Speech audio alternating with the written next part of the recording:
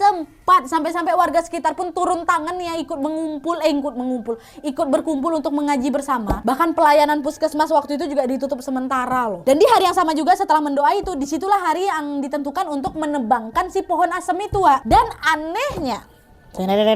anehnya pasti sudah bisa kalian tebak.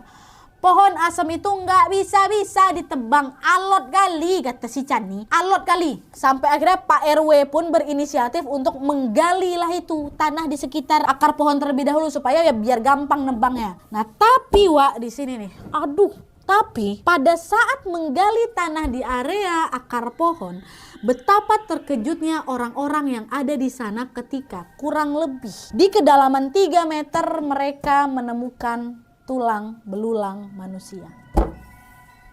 Ada tulang belulang manusia di mana terdapat 2 tengkorak yang masih utuh dan terikat di akar pohon itu, dan terlihat pula ada tengkorak yang satu ukurannya besar, satunya lagi ukuran kecil. Dan mereka yang menyaksikan itu pun langsung berasumsi kalau tengkorak tersebut adalah milik ibu dan bayi. Atau korban yang dikubur ini kemungkinan adalah wanita yang sedang hamil besar. Penemuan jasad itu ya bikin geger warga sekitar, sampai masuk portal berita di TV sama koran loh kata si Chani. Jasadnya pun katanya sebenarnya sempat diperiksa dan diambil sampel DNA-nya, kemudian diketahui dari tes DNA yang dilakukan bahwa tengkorak tersebut milik seorang wanita yang meninggal kurang lebih 10 tahun yang lalu dengan kondisi tengkoraknya yang memang sudah retak dan mohon maaf tulang kemaluannya itu udah patah, Wak. Jadi diperkirakan bahwa korban meninggal tersebut sudah dianiaya dan diperkaos terlebih dahulu sebelum akhirnya dia meninggal. Nah, kemungkinan besar korban tersebut adalah sosok berbaju biru dongker yang memang suka mengganggu pegawai maupun pasien di puskesmas itu.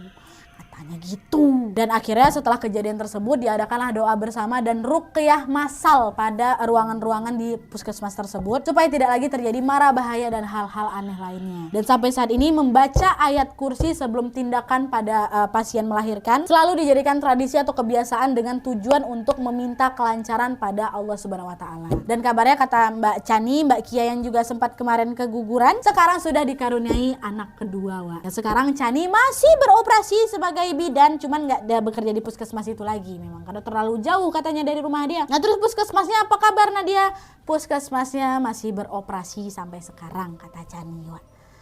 Hai ya Allah. Oke Wak, jadi itu tadi kisah horor Wawa aku tentang puskesmas tua di salah satu kota di Jawa Barat ya. Kalau misalnya dilihat mungkin si biru cantik ini mungkin kayak mau minta bantuan gitu nggak sih Wak, karena beliau ini tidak dimakamkan dengan layak dan mungkin gegara itu juga makanya